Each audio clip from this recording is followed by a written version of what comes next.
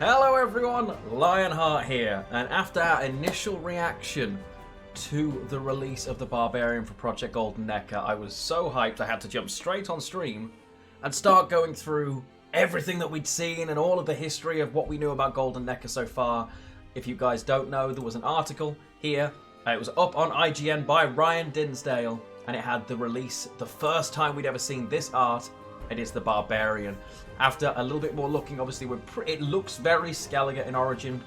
And if you do look at the face paint, the markings, and the style, it looks Clan Tursach, which, if you go into Gwent, for example, and you just look at anyone from Clan Tursach, you will notice that the Skellige tribes, if that is the right word, tend to go for the blue face paint. Similar armor here on someone like a Tirgvi, for example. You can also see it available on the Tursach Invader, and very similar axe work as well.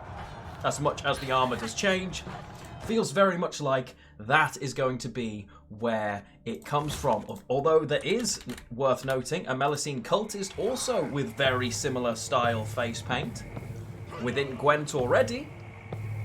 But I'm inclined to say that this is going to be someone from Clan Tursach. But that's all we know. We know that it's not Witcher Tales-like, which means it's not going to be similar to Thronebreaker. So what is it going to be about? We've seen some, obviously the very first secret reveal was the Golden Nekker. It's over 12 months, possibly even 18 months ago that this little guy first made an appearance. And then we started getting drip feeds of new things that we've seen within the article. You see the Fire Elemental here, looks phenomenal. The premium version of this card, oh my lord. Okay, so what's he doing? And then you have the Living Fire. Again, it looks fantastic, looks amazing, and we believe it's a unit card based on what the article says. So again, hopefully it will come to regular Gwent, but certainly to Project Golden Nekker. But this particular image is one that we've seen as well. This was one that was within the article and had been shown before, and I think most people just took it at face value. I, for instance, thought initially it's probably a main menu of some description. Oh, and this looks kind of cool, and I didn't give it much more thought. And then we spent a little bit of time looking into this. Now, we managed to upscale this and get it into a lot of pixels. And the first thing we looked at, we sort of searched over here and were like, ooh, what can we see on these cabinets? Obviously, we zoomed into the actual Golden Nekker, and the less we say about this little gentleman, the better here. His arm appears to have gone for a wander. We'll skip over that. And we look to see, what can we see here? Is this an old picture frame? Is it a mirror? It doesn't seem to matter. Is there much being depicted down here in these panels? Again, not really. Okay. And then we looked at these coins, because we're trying to work out, where is it based? Well, the first thing you would do to work that out is try and check this map out. We thought this map looks familiar. Obviously, we know it is the Witcher world, but it is a very specific map of Nilfgaard and Redania.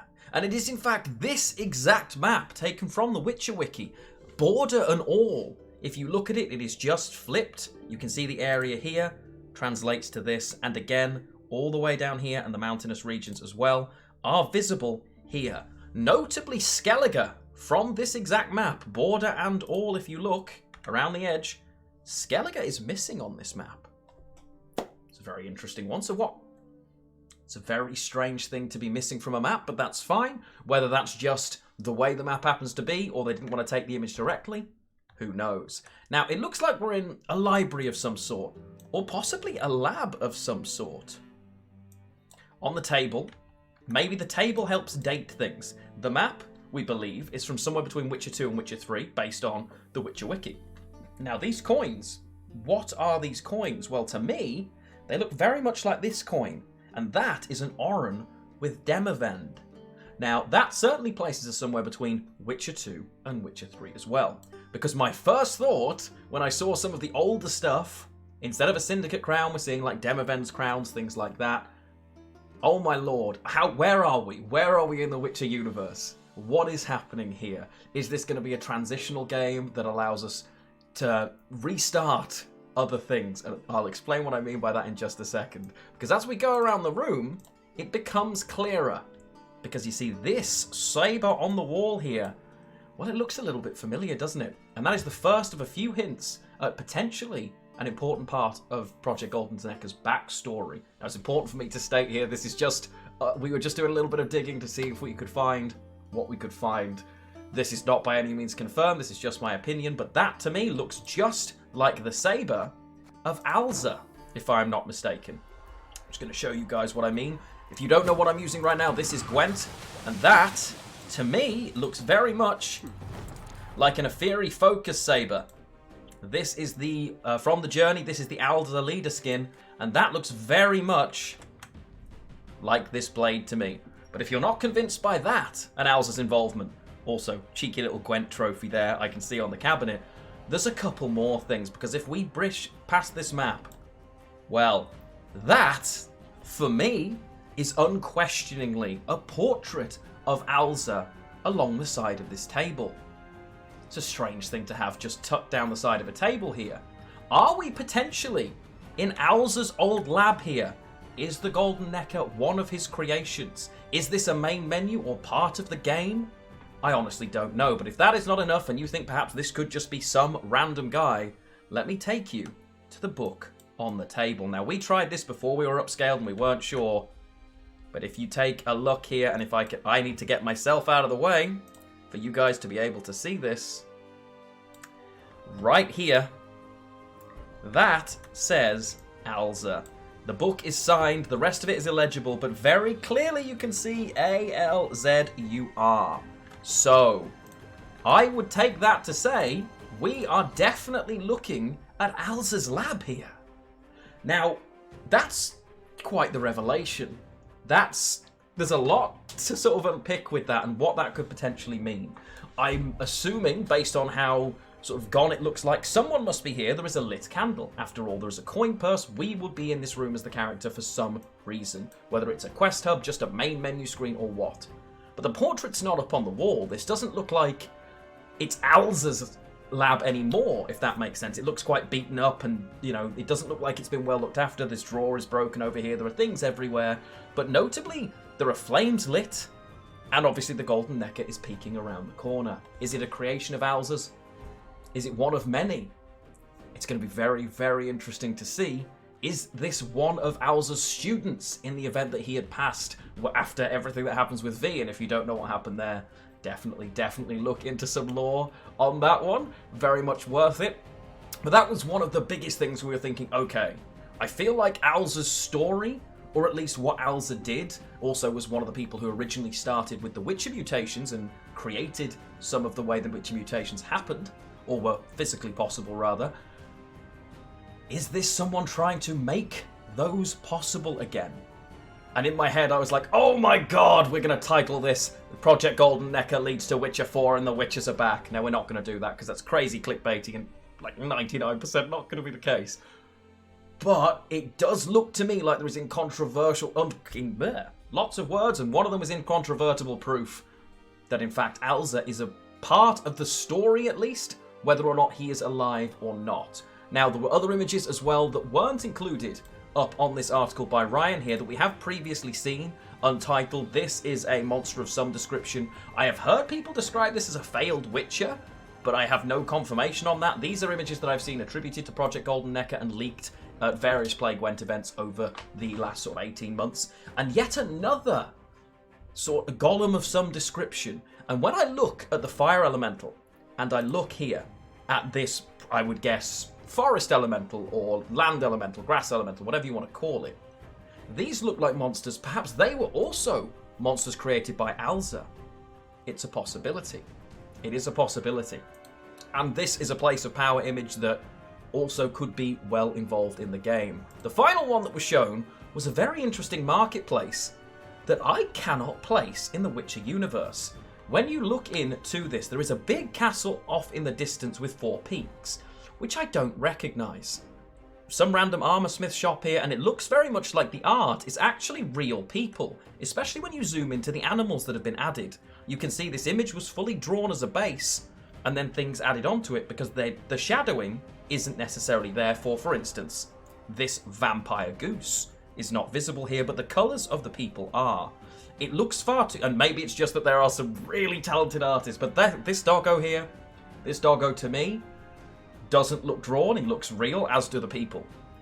One of the things we looked at as a result is thinking, is this is obviously a location in the game, maybe, that perhaps you have to visit, and where is it taken from? Where is it supposed to be? The armor here, this looks very Redanian, this soldier, but I couldn't place it as a specific soldier or from a specific time period. If you have any ideas, please let me know in the comments, because I'm so hyped to find out more of this. And what I thought would give it away, but doesn't appear to, is this set of 5 flags.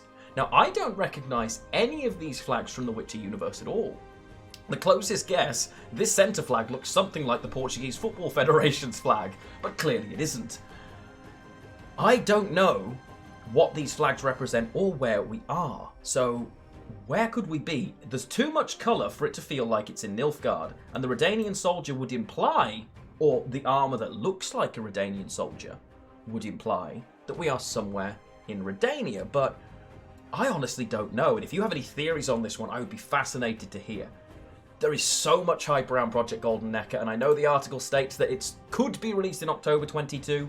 I believe that is that's a kind of a guess on IGN's part, and isn't necessarily a confirmed release date, although I'm hopeful that we get it before that. A cheeky, huge Project Golden Nekker here for you guys to take a look at. I am so excited for this. Honestly, we spent probably about 90 minutes going through all of this in such detail, just admiring how beautiful the artwork is, how detailed and how hidden some of these things are, because this has actually been out in the world for probably 6 months now, and I've heard no one talking about the fact that this is effectively Alzur's lab, or certainly feels like it's Alzur's lab. So, what does that mean for the story? What do you think it means for the story? Because we don't even know what kind of gameplay this is yet. It could be one of many, many things. I am completely hyped for it. If you've got any suggestions or thoughts on this, please do let me know. If you've dug up anything, you know where those pesky flags are from, or you've seen something hidden in one of the other card arts that perhaps I have missed. Please do let me know. Please get in touch in the comments down below. Join me over on twitch.tv/Lionheart. Whenever more comes out about this, you can bet I am going to be involved. I'm going to be talking about it, and we're going to be reviewing it, because this game mode is going to be fantastic. I really, really hope it does great things for Gwent. I am hopeful that we get some sort of crossover between the two that will include rewards for playing one that support the other, similar to what we had in Thronebreaker, but I feel like it would be great for Gwent to have another game mode, and even though this is a standalone game, hopefully it functions in that kind of way and keeps bringing new people into the Gwent community, because honestly, it's one of the best places on the internet. I would say that, I'm a part of it, I know, but if you haven't checked out Standalone Gwent, you absolutely have to. As you can see from the character models and things like that I've been using, and the card art that I showed you briefly earlier, the game is absolutely stunning. There is no other way to put it, and you definitely have to give it a try. It's a 100% worth your time. It really is, I promise. One other little reveal that I have here, as you know, Gwent does have journeys, as I just mentioned, and those journeys do come with stories. I have always narrated every journey story up until now, and we have a brand new one coming in 7 days. I am very, very lucky that I am going to be actually providing the voiced premiere for each of those, each week that it releases, including on the day of release, I will be giving you Chapter 1 voiced as a YouTube premiere. I'm really excited about that, and in that video, there will also be the opportunity for someone who comments on that video to win a copy of Gwent Journey Premium for whatever the next journey is. So keep your eyes on that. If you haven't subscribed, please do consider doing so, and click the bell as well, because then, well, when that video pops up, you will have the best chance of winning that. I will also be giving away another one on Twitch, as I always do at the start of a new journey cycle, because quite honestly, the journey is the best value Gwent has ever had. It's such good value for money, as well as amazing content, and comes with all that good shiny stuff that you just absolutely need. I don't know how they're going to top the Regis journey that we just had, but every time they get better, so you know what? I'm just going to wait and see. I hope you've enjoyed this video, guys. If you have any thoughts on Project Golden Nekker or Gwent in general, please do get in touch and let me know. I hope you liked the video. I love you all, and I will see you in the next one.